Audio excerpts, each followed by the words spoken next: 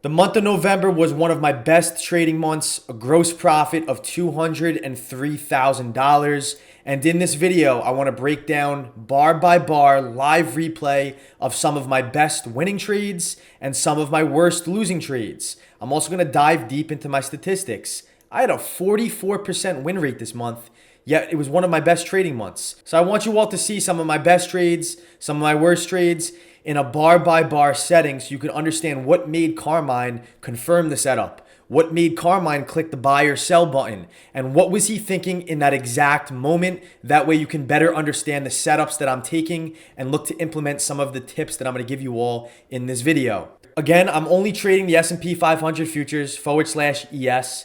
And a lot of people get a little intimidated when they hear futures. They think that it's some complex instrument that only institutional traders could use, or they need to trade a prop firm to do so.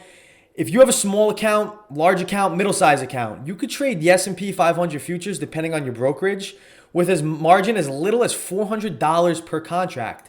Futures are highly leveraged instruments, and with highly leveraged comes high risk, but other brokers offer very little margin that you could trade these contracts with not so much of a large account. And you could also trade the micro contracts for a tenth of this, 40 or 50 bucks per contract. So yeah, you might see large profits, and yes, they are highly leveraged instruments, but the margin that's required for me or with anybody else with futures trading brokers specifically, you really don't need a lot of money to trade them. You just have to manage your risk properly. Now, with these trades, I take some trades minimum of 15 contracts to a maximum of 40 contracts. I didn't trade more than 40 this month. My risk is around $3,000 to $4,000 per trade. So if my stop loss hits, this is how much I'm going to lose if my stop loss hits. With futures, you can lose more than you put in because, again, they are highly leveraged. But if my stop loss hits and I manage my risk properly, this is what I'm comfortable risking per trade. So if you see a profit of $23,000, you see a profit of $11,000, $19,000, this is how much money I'm risking per trade to make that profit. My average target is around 12 to 15 points, while my average stop loss is around 2 to 4 points. I am confirming all my trades using order flow. I cannot trade without reading the volume. I cannot trade without reading the tape or the order flow, because with this information, it's giving me the true picture between the relationship of buyers and sellers, and I am reading it in the now time frame. I recently did an order flow series, an 8-video series on my channel. I'll link it in the description below if you have not seen it yet, where I basically go over the setups, the time frames that I use, and just everything in depth from A to Z of trading using order flow. If I'm ever in profit, this is a rule of thumb of mine. If I'm ever in profit 7 to 10 points, I usually place my stop loss at break even. I never let a profit of 7 to 10 points go red on me, and I usually let that trade hit break even and not my original stop loss. Now, what's key here is I'm taking the same repeatable trading setups daily. I know what to look for. So my job when I open my computer every day is locating those setups and locating what I define an opportunity. And my opportunities come from the same repeatable trading setups daily. I'm looking for the same confirmations, same setups, because that's what I know works for me. And that's what I'm going to go over in the bar by bar replays of some of the trades that I took this month. So the first trades I want to talk about was November 13th. I took 2 trades this day. The first one was a $2,500 loss, and it was about a 5.6 to 1 planned risk to reward ratio. Now, directly after stopping out of this trade for a $2,500 loss, 1 minute later, I re-entered the same trade with the same thesis, the same analysis, 1 minute directly after stopping out. And this one was a profit of $23,000, or about a 12 to 1 realized risk to reward ratio. Now, I'm going to go over this bar by bar. But first, we have to understand the context behind it. This is very important because a core foundation to my trading strategy is combining supply and demand with order flow to confirm the setups. So on this day, what I was watching for, the market had rallied up into this level of supply and rejected very, very well and aggressively sold off. Then, after this sell-off, what I was watching for was to short a pop into 6,020 to 6,026, where sellers appear to take this thing short. Now, the reason for this is because the market had rejected this level of supply. Here we could see a strong move up into the level of supply, aggressive rejection from this. I did not take it short here, didn't see great confirmation. But what I do is if the market rejects a level of supply or bounces off a level of demand, I then use that as context to say, hey, we just rejected this level where sellers were once present. If we reject it again, then sellers are easily factored into the market, and we know or have a higher probability of downside continuation would be likely. So that was kind of my thesis for this day in this setup, was that the market had rejected the supply. So this is an opportunity that I'm watching to short pops for more downside continuation, especially if the sellers are actually strong. If sellers are actually strong at the supply, every move up, every pop, every failed rally to the upside will then offer an opportunity for those sellers to reload. I like putting myself in the position to enter short where sellers are looking to reload or buyers are looking to reload if it just bounced off demand. In this example, shorting pops or shorting rallies was the context for this day. Now my job is to use confirmation from the tape to find an actual entry point to confirm the setup short where I could get in with minimal risk. And this was the first trade. This was the $2,500 loss. I got in around 9:55 a.m. Eastern time. I shorted the pop up as the market was trying to bounce for about a 12-point target and a 2-point stop loss. Now what this looks like on the chart is here you can see the market rejected the level again perfectly, didn't see great confirmation. We then began to sell off, and on this sell off, I shorted this pop right here. Now I'm going to go bar by bar so you could understand why I actually took the trade short. And what you're going to see here, again, context is important. Since the market had rejected the level of supply, I am then now using the tape to give me a valid reason why I should short the trade, because now I know sellers are present. So here what we're going to see is the market had a level of resistance once, resistance twice, and now we are going to break this resistance level. What I see here is the market break this resistance and automatically get shut down right here. This, if the market breaks a level of resistance and fails, especially with strong buying, how do I know there's strong buying? You can see a lot of green prints here. Again, if you're kind of confused with what's on your screen right now, I would recommend watching the order flow series that I just recently did on my channel. The market had broke above this level of resistance, rejected it, moved back under the resistance, and this is enough for me to short this move, placing my stop loss above this high right here, going for 6,004. 6,004 represents where the market was trading at prior to news. I like marking levels where we were trading at prior to a strong move up or a strong move down. In this example, this green line is where it was, around 6,003, 6,004. So I'm short this pop right here. You could kind of see the resistance level break, as you do see it here on Bookmap. Now, fast forwarding this, around the 9:59, the market's going to break this high, and I stop out of this trade for a loss right here. Now, directly after I stopped out of this trade for a loss as it broke above my stop loss, what it looks like on the chart is this right here, me stopping out of the trade, and then 1 minute after, I re-entered with the same exact analysis, same plan, same targets, but now I got filled at a better price. I was originally short at 6,012, but now I'm short at 6,013. A very big concept to how I trade, and I found this to work out really well for me, is that if I stop at a trade for a loss, yes, it proves that trade's analysis or timing incorrect, but it may not throw out my analysis out the window. Some of my best trades come from after I stop out, I look for a re-entry, because a lot of the time I just mistime the move. In this example, stopping out and 1 minute later directly re-entering the trade with the same analysis, same thesis, it offered me to get a better fill price, meaning I'm getting now greater reward because I'm short at a higher price. And if I get greater rewards, that's just going to minimize my risk. So what this looks like on a chart is right here. Shorting the market as it's breaking above this resistance level, and the confirmation was the same. The confirmation was that we just had broken above this resistance level now. Same exact confirmation with very strong buying. You can see all the green buying into this level. This, for me, gives me excellent confirmation because sellers are present at supply. We're popping up on strong buying. There's a passive seller absorbing all this buying. We're coming into the resistance where the selling kind of originated earlier. Everything's aligning for a downside trade. And this, shorting that pop, enabled me to capitalize on this sell-off. And you can see all the red come in thereafter. And this was a very successful and profitable trade, just shorting the pops once the weakness was confirmed. So what I like doing, and this is kind of what it looks like on a candlestick chart, is if I confirm weakness from a rejection of supply or a rejection of resistance, I then like shorting pops or shorting rallies with confirmation on the tape, because these rallies or these pops give an opportunity for the sellers who shorted earlier to reload or get filled as the market's moving up and everybody else is buying. And that was the thesis for this trade. And that was the thesis for this day, which I ended the 13th with a $21,000 profit, yet me having a 50% win rate. Now, talking about win rates here, I ended the month with a 44% win rate. You're going to see with the next couple of trades, and even with those two trades, that when you focus on risk to reward, win rate is something that kind of goes in the back burner. There are some days where I'll lose 3 trades, and then the fourth one was a winner. And that fourth trade completely wipes out all the original losses. Like this day, November 18th. I took 3 trades. 2 of them were losses. 1 of them was a break even due to my profit rule.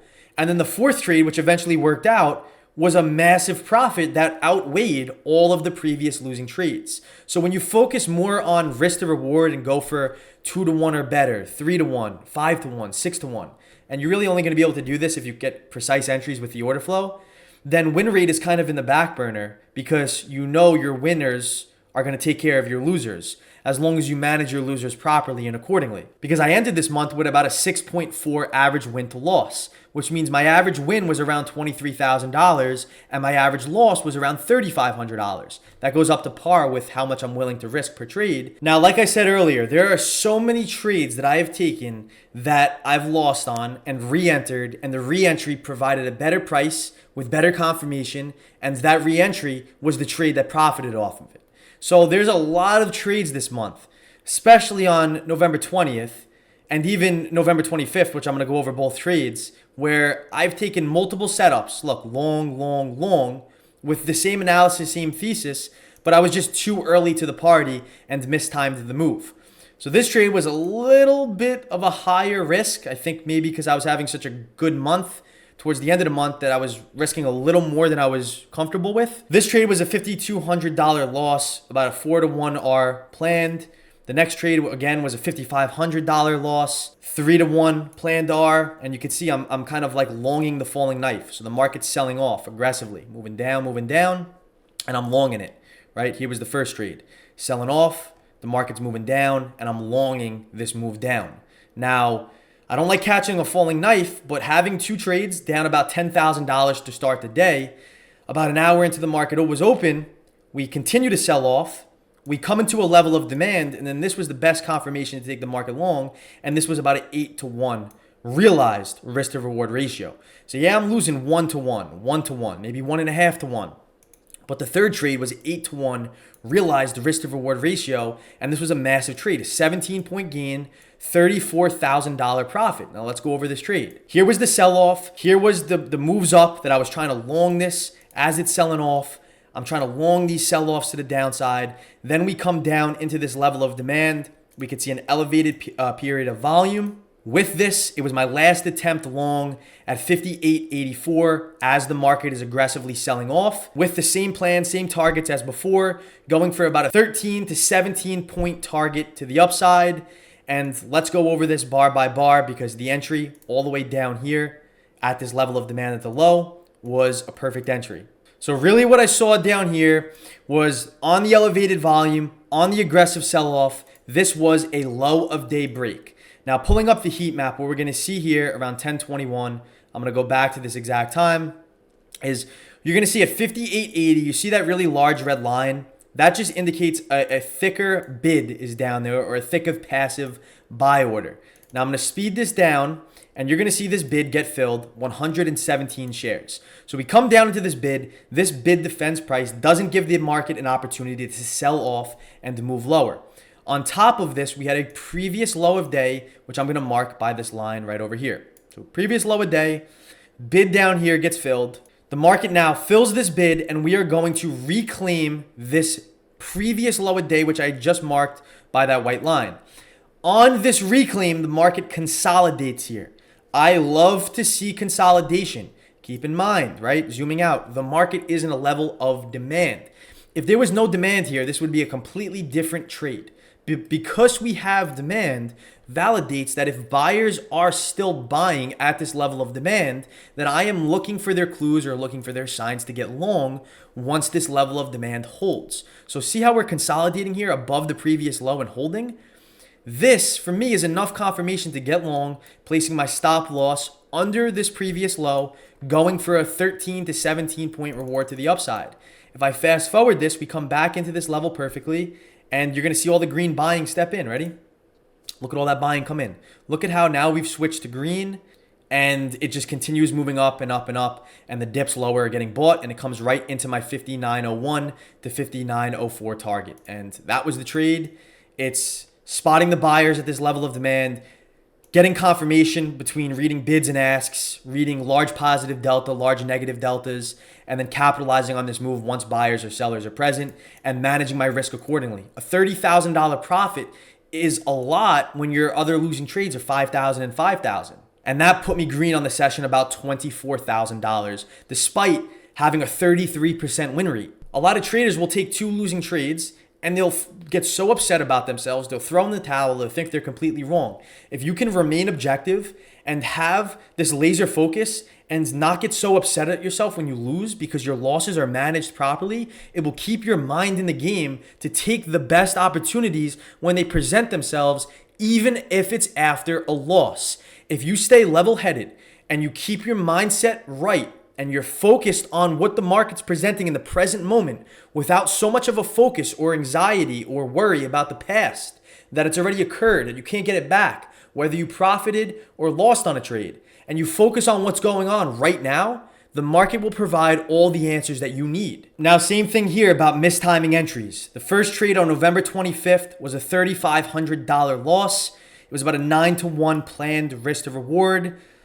3 minutes later, I re-entered the same exact setup. You could see short at the highs, and this was a $36,000 profit, an 18-point gain on about 2 points worth of risk, a 9-to-1 risk to reward ratio using the same analysis and same thesis. A lot of my trades this month, it doesn't happen this often, I just mistime the move where I get in a minute, 2 minutes early, stop out for a loss, and then re-enter. Now maybe what I have to do is just widen my stop loss and reduce my size, but I don't like fixing something that's not broken. So for this trade, we'll go over the pre-market plan. The pre-market plan, I post these every single day, was looking to short a strong rally up where buyers are trapped inside of 60.30 to 60.39. Again, this is the same level that I went over on the two trades ago. It's the same level of supply. The market had rallied into this level. And as it's rallying into supply, breaking above the high a day, I find enough confirmation to get short, minimal risk, for about a 14-point reward. Now, what this looks like on a candlestick chart is this right here. But what it looks like on the tape is similar to the previous trades, is you're going to see an offer get filled here, really strong buying in this level of supply. Again, if this was not at a level of resistance, this wouldn't make this as efficient or proper. But we reject this. The offer steps in, and you can see a really large red print come in, which means a really large aggressive seller. I'm in this thing short here, going for a downside move. We're going to eventually break the high a day, and I stop out of this trade for a loss right here. I stop out for a loss, and then watching for a re-entry, right? After I stop out for a 2-point loss, same minute, watching for a re-entry. We're breaking above the resistance. We're hitting the level of supply, and then about 4 minutes later, I get short at a better price. I was originally short at the 34s. Now I'm short at the 38s. I'm getting short at a better price, which then maximizes my reward and minimizes my risk. 2-point risk, now an 18-point reward. Originally, it was a 14-point reward, but now I'm shorting at a higher price. It's an 18-point reward at a re-entry at a better price. And this was around 939, 940, when the market looks just like this. Broke the high a day, strong green bubbles, strong buying, immediately fails, selling prints step in, right? We're rejecting this level perfectly. And then directly from this, I'm going to speed it up. You're going to see all the red and the blood come in, and we're in before this move. We want to get in before the sell-off because it offers minimal risk and maximizes our reward. Exactly what I talk about in the order flow series. And speeding this up, you're going to see the strong dump. Look at all the red coming in. Look at all the failed buying at the high. This is where we shorted it, where all those green bubbles were. And then boom, aggressive sell-off directly into our target. And that is such a good feeling when you know the setups to look for, and it's just our job to locate these setups and sit patiently until they appear. Because when they appear, and you know they're great high quality opportunities, and this was a $36,000 profit. So this is how I ended the month. If you have any questions, if you have any comments, let me know in the comments below. If you learned something, drop a like on this video. What I'm gonna do moving forward is for like trade recaps that I post on my channel, I'm gonna spend a little more time. I was trying to fit a lot into this video. I'm gonna spend a little more time into exact bar by bar replays. This is something that I kind of do in InvestiTrade, in the InvestiTrade Academy already. But for ones that I do post on YouTube, I will go in depth of bar by bar replays. But I will see you all in the next one. If you're new to my channel, I would recommend subscribing, drop a like, and comment if you have any questions. Peace out.